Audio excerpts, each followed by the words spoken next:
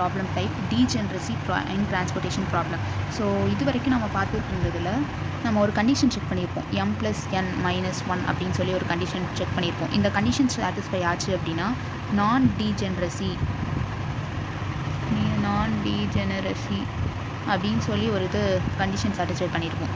டீஜெனரசி அப்படின்னா less than m+n-1 less than m+n-1 allocations இருந்ததுன்னா அதை டீஜெனரசி அப்படின்னு சொல்லுவோம். ஓகேவா? கொடுத்துருக்கிற ப்ராப்ளம் மோடிஸ் மெத்தடாக இருந்தாலும் சரி, இந்த மெத்தடில் இருந்தாலும் சரி, நம்ம ஃபஸ்ட்டு இனிஷியல் பேசிக் ஃபீஸிபிள் சொல்யூஷனை வந்து வாகல்ஸ் மெத்தட் மூலமாக தான் கண்டுபிடிக்கணும். ஓகேவா? சப்போஸ் அப்படி இல்லை, வாகல்ஸ் மெத்தடில் இல்லாமல் எப்படி வாகல்ஸ் மெத்தட் இல்லாமல் அவங்க வந்து லீஸ்ட் காஸ்ட் மெத்தடில் கண்டுபிடிக்க சொல்லியிருந்தாங்க, அப்படி இல்லாட்டி நார்த் வெஸ்ட் கார்னர் ரூலில் கண்டுபிடிக்க சொல்லியிருந்தாங்கன்னா நீங்கள் அவங்க கொஷனில் கொடுத்துருக்கிற மெத்தட் வழியாக கண்டுபிடிக்கலாம். இங்கே வந்து அப்படி கொடுக்கல, எதுவுமே கொடுக்கல அப்படின்னா நீங்கள் வாகல்ஸ் மெத்தடில் தான் போகணும். ஸோ இப்போ நான் இந்த சம்ம வாகல்ஸ் மெத்தடில் சால்வ் பண்ண போகிறேன். சால்வ் பண்ணி முடிச்சுட்டு உங்களுக்கு அடுத்து என்ன பண்ணணுன்றதை காமிக்கிறேன். ஓகே, இதை ஆக்சுவலாக வாகல்ஸ் மெத்தடில் சால்வ் பண்ணி என்கிட்ட ஏற்கனவே இருக்குது. அதனால் நான் ஜஸ்ட்டு அலோகேட்டட் வேல்யூஸை மட்டும் எழுதிக்கிறேன். வாகல்ஸ் மெத்தட் சால்வ் பண்ணதுக்கப்புறம் அலோகேட்டட் வேல்யூஸ் என்னென்ன இருக்குது அப்படின்றத மட்டும் எழுதிக்கிறேன். ஸோ எனக்கு வந்து இங்கே 5 இருக்குது. கரெக்டாக சரி பண்ணதே. சரி, இங்கே ஒரு 5 இருக்குது. தெரியுதா? ஓகே, வீடியோவில் தெரிஞ்சால் 5 இருக்குது. அப்புறம் இங்கே 4, அடுத்து இங்கே ஒரு 1, இங்கே ஒரு 1, இங்கே ஒரு 2 இருக்குது, இங்கே ஒரு 4, அப்புறம் இங்கே ஒரு 2 வந்துருச்சா? 5 4 1 1 2 2 4. ஓகே, ஸோ இதெல்லாம் தான் வந்து வாகல்ஸ் மெத்தட் படி அலோகேட் ஆகியிருக்கிற வேல்யூஸ். ஓகேவா? ஸோ இப்போ இங்கே பார்த்தீங்க அப்படின்னா 1 2 3 4 5 6 7 நம்மக்கிட்ட 7 அலோகேஷன்ஸ் இருக்குது. ஓகேவா? ஆனால் இங்கே வந்து என்ன மேட்ரிக்ஸ்? 4x6 4x6 matrix. கரெக்டாக இது 4x6 மேட்ரிக்ஸு. இந்த மேட்ரிக்ஸில் எனக்கு எவ்வளோ இருக்கணும் அப்படின்னா 4 + 6 - 1, அதாவது 9 அலோகேஷன்ஸ் இருக்கணும். ஓகே, சாரி, இங்கே வந்து அலோகேஷன்ஸ் வந்து 8 அலோகேஷன்ஸ் இருக்குது. 8 அலோகேஷன்ஸ் இருக்குது. இந்த 3 நான் மிஸ் பண்ணிட்டேன். ஸோ இப்போ வந்து எனக்கு 8 அலோகேஷன்ஸ் இருக்குது. ஆனால் என்கிட்ட இருக்க வேண்டிய அலோகேஷன்ஸ் வந்து 9. ஸோ 8 வந்து லெஸ் தேன் 9. அப்போ இது வந்து டீஜெனரசி ப்ராப்ளம் அப்படின்ட்டு இருக்கும். இப்போ இந்த டீஜெனரசி ப்ராப்ளத்தை நான் நான் டீஜெனரசி ப்ராப்ளமாக மாற்றி ஆகணும். நான் டீஜெனரசி ப்ராப்ளமாக மாற்றணும்னா என்கிட்ட 8 இருக்குது, எனக்கு 9 இருக்கணும். ஸோ ஏதாவது ஒரு வேல்யூ ஆட் பண்ணி ஆகணும். அந்த ஒரு வேல்யூ நான் எங்கே ஆட் பண்ணுறது அப்படின்னா எப்சிலான் அப்படின்னு சொல்லி நான் ஒரு வேல்யூ ஆட் பண்ண போகிறேன். அந்த வேல்யூ எப்படி நான் ஆட் பண்ணணும் அப்படின்னா இந்த டேபிளில் பாருங்கள். இந்த டேபிளில் கொஷனில் கொடுத்துருக்குற வேல்யூ இருக்குல்ல, CIJ. அந்த CIJ எங்கே கம்மியாக இருக்குன்னு பார்க்கணும். அப்போ இங்கே 3 இருக்குது. 3ல் CIJ கம்மியாக இருக்குது. கரெக்டாக? ஆனால் இங்கே வந்து டைரெக்டாக டக்குன்னு எப்சிலான் போட்டுடலாமானா இல்லை, அங்கே ஒரு கண்டிஷன் நம்ம செக் பண்ணணும். என்னென்னா நம்ம எப்சிலான் போடுற இடத்துல க்ளோஸ்டு குரூப் ஃபார்ம் ஆகக்கூடாது. ஓகேவா? ஸோ இப்போ நான் இங்கே எப்சிலான் போடுறேன்னு வச்சுப்போம். இங்கேருந்து க்ளோஸ் குரூப் ஃபார்ம் பண்ணக்கூடாது. அப்போ நான் இங்கேருந்து இங்கே போகலாம், இங்கே வரலாம், இங்கே வரலாம், இங்கே வரலாம். இங்கே ஒரு க்ளோஸ் குரூப் ஃபார்ம் ஆகுது. ஸோ என்னால் இங்கே எப்சிலான் போட முடியாது. எப்சிலான் போட்டால் தப்பாகிடும்.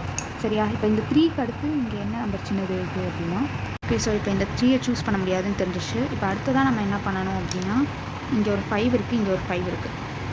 கரெக்டாக? இந்த 3க்கு அடுத்து மினிமம் வேல்யூனா இந்த டேபிளில் 5 தான். இங்கே ஒரு 5 இருக்குது, இங்கே ஒரு 5 இருக்குது. ஸோ இந்த 2 5க்கும் நடுவில் பார்க்கணும். ஓகேவா? ஸோ இந்த 5 எடுத்துக்கிட்டோம் அப்படின்னா இங்கேருந்து இங்கே வரலாம், இங்கே இல்லாட்டி இங்கே போக முடியாது. இங்கேருந்து இங்கே போகலாம், அடுத்து இங்கே போகலாம், இங்கேருந்து இப்படி போக முடியாது, இங்கே வந்துடலாம், இங்கே வந்து இங்கேருந்து இங்கே தான் போக முடியும், வேறு எங்கேயும் போக முடியாது. ஸோ இங்கே ஒரு க்ளோஸ் குரூப் ஃபார்ம் ஆகலை. அதே மாதிரி இந்த 5 எடுத்துக்கிட்டோம் அப்படின்னா இங்கேருந்து இப்படி போகலாம், கீழே போக முடியாது, மேலே போகலாம். ஆனால் மேலே போனதுக்கப்புறம் அங்கே எங்கேயும் போக முடியாது. இங்கேருந்து இப்படி போகலாம், இங்கே போகலாம், ஆனால் இங்கே வர முடியாது. ஸோ இங்கேருந்து இங்கே வரலாம், இங்கே வரலாம், இங்கே வரலாம், ஆனால் இங்கேருந்தும் க்ளோஸ் குரூப் ஃபார்ம் பண்ண முடியாது. ஸோ இந்த செல்லும் இந்த செல்லையும் க்ளோஸ் குரூப் ஃபார்ம் பண்ண முடியாது. ஸோ இது ரெண்டும் இண்டிபெண்டன்ட் செல்ஸாக இருக்குதுன்னு அர்த்தம். இண்டிபெண்டன்ட் செல்ஸாக இருக்குது அப்படின்னா இந்த ரெண்டுத்தில் எங்கே வேணாலும் என்னால் எப்சிலான் போட முடியும்.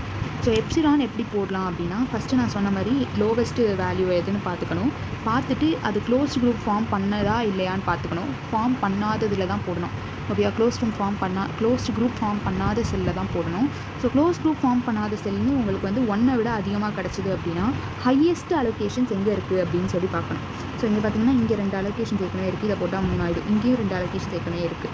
ஸோ இந்த ரெண்டுத்தில் எது வேணாலும் சூஸ் பண்ணிக்கலாம்னு வச்சுக்கலாம். சப்போஸ் ஹையஸ்ட் அலோகேஷனும் சேமாக இருந்ததுன்னா ஹையஸ்ட் அலோகேஷன் பார்க்கணும். அப்படி இல்லாட்டி ஹையஸ்ட் சப்ளை பார்க்கணும்.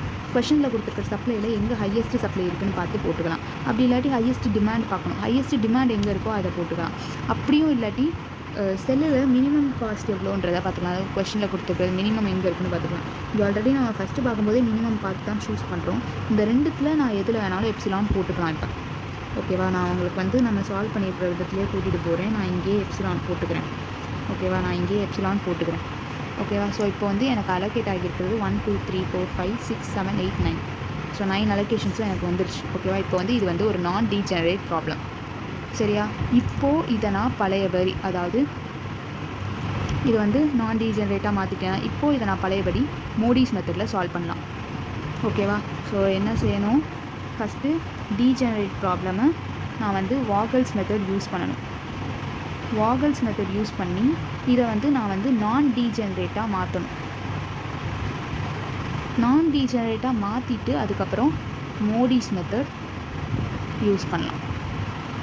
ஓகேவா, நான் degenerate method first Vogel's method use பண்ணி அங்கேருந்து நான் டீஜெனரேட் ப்ராப்ளமாக மாற்றிட்டு அதுக்கப்புறம் மோடிஸ் மெத்தட் சால்வ் பண்ணி எப்போதும் போல் சால்வ் பண்ணிடலாம். ஓகேவா, இங்கே எப்சிலான் அப்படின்றது வந்து ரொம்ப குட்டி வேல்யூ. ஓகேவா, எப்சிலான்றது ரொம்ப ஸ்மால் வேல்யூ. இந்த எப்சிலானை வந்து நான் 10 to 0ன்னு கொண்டுக்கலாம். ஃபைனல் ஆன்சர் போடும்போது இது எப்சிலான் 10 to 0 அப்படின்னு வச்சு ஃபைனல் ஆன்சர் போடலாம். ஓகேவா, ஸோ இன்னொன்று நான் இங்கே இதுதான் வந்து அந்த வாகல்ஸ் டேபிள் ஒன்று போடுவேன். அதுக்கப்புறம் இந்த டேபிள் தான் போடுறேன். இந்த டேபிளில் நான் எப்சிலான் அலாட் பண்ணுற டேபிளாக யூஸ் பண்ணிக்கிறேன். நான் இதை தனித்தனியாக யூஸ் பண்ணாமல் இதுக்கடுத்து இன்னொரு டைம் போட்டு டைம் வேஸ்ட் பண்ண வேணாம். இதிலே நீங்கள் வந்து மோடிஸ் மெத்தடை அப்ளை பண்ண ஸ்டார்ட் பண்ணிக்கலாம். மோடிஸ் மெத்தட் அப்ளை பண்ணி சொல்யூஷன் செட்டை கொண்டு வந்துடலாம். ஓகேவா, ஸோ இதுதான், இந்த மாதிரி தான் நான் டீஜெனரசி ப்ராப்ளத்தை சால்வ் பண்ணணும்.